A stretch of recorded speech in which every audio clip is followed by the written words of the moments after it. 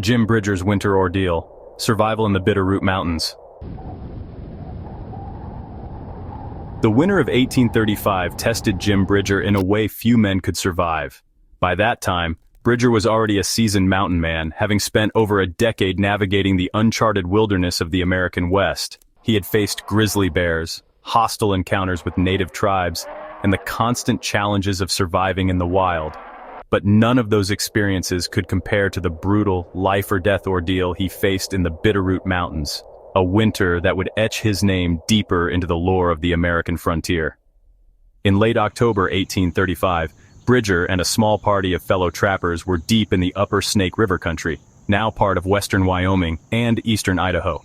The trapping season had been lean, and the men were reluctant to abandon the region despite the creeping chill of late autumn. Beaver pelts were still the lifeblood of the fur trade, and pushing their luck a little longer seemed worth the risk. But as any seasoned frontiersman knows, the mountains don't forgive carelessness. By early November, the weather turned savage. Heavy snowstorms swept in from the west, burying the landscape under a thick, suffocating blanket of white. The rivers, once teeming with beaver, froze solid. Trails disappeared under drifts and landmarks became unrecognizable.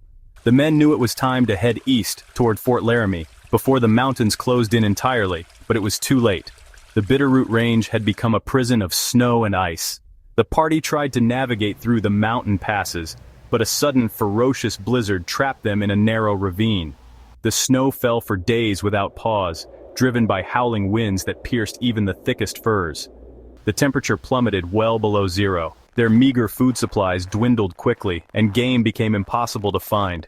Even Bridger, with his unmatched tracking skills and deep knowledge of the land, could find no sign of life in the frozen wilderness. The men huddled together in makeshift shelters of pine boughs and buffalo hides, trying to conserve body heat, but the cold was relentless. Frostbite crept into fingers and toes, turning flesh black and brittle. Hunger gnawed at their bellies and despair seeped into their minds.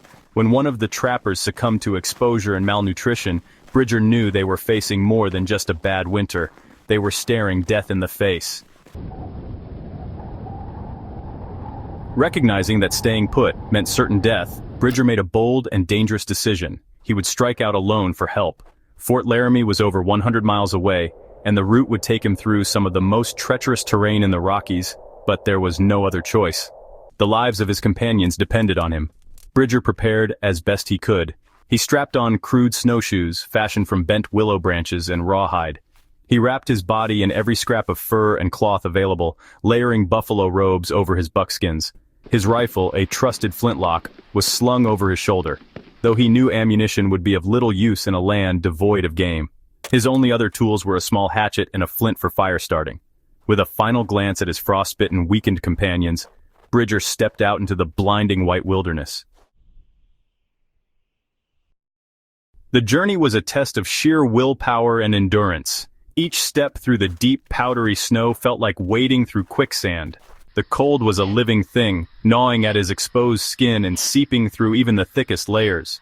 Bridger's beard froze solid from his breath, and his eyelashes crusted with ice. The winds howled through the mountain passes like wolves, sapping his strength and resolve. Nights were the worst. Bridger dug snow caves with his hatchet, carving out small shelters to protect himself from the biting winds. He lined the floors with pine boughs for insulation, and used his flint to spark small, smoky fires from the scarce dry wood he could find. Even then, he slept in fits, knowing that stopping too long could mean never waking up. Food became an immediate crisis. Bridger was a skilled hunter, but the mountains in winter were barren. Tracks were scarce, and most animals had either migrated or burrowed deep for the season. When he did find signs of life, a snowshoe hare or the occasional squirrel, his frozen fingers made setting traps a grueling task. He rationed what little he caught, eating raw meat when necessary to conserve firewood. Desperation set in. Bridger began chewing on pieces of rawhide from his gear, softening it over his fire to extract whatever nutrients he could.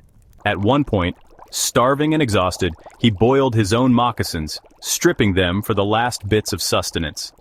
Frostbite claimed the tips of his fingers and toes, turning them numb and black, but he pressed on, driven by the knowledge that his friends' lives depended on him. After more than a week of solitude and suffering, Bridger's fortune turned. Stumbling through a dense forest, he came across the frozen carcass of an elk, half buried under the snow. It wasn't fresh. The meat was tough, gamey, and tinged with rot, but it was food. Using his hatchet, Bridger hacked off chunks of frozen flesh, eating some raw and saving the rest. The nourishment gave him just enough strength to continue. Finally, after nearly 2 weeks of relentless cold, hunger, and isolation, Bridger spotted smoke curling above the treetops. Following it, he stumbled into a small fur trading outpost along the Green River. Emaciated, frostbitten, and barely able to speak, he collapsed into the arms of the surprised traders. Through chattering teeth, he managed to explain his mission. The traders quickly organized a rescue party. Despite his weakened condition, Bridger insisted on leading them back into the mountains.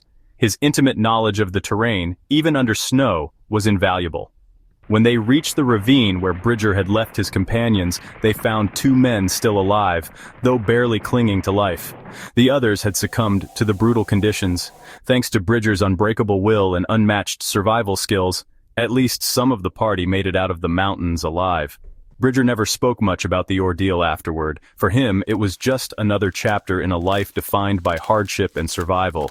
But those who heard the story knew it was more than that. It was a testament to the resilience, toughness, and indomitable spirit of one of the greatest mountain men in American history. Jim Bridger's winter ordeal in the Bitterroot Mountains wasn't just a tale of survival. It was a reflection of the frontier itself, harsh, unforgiving, and demanding of everything a man could give. And Bridger, as always, gave it everything. We hope you enjoyed this story. Be sure to hit subscribe as we continue to add new content.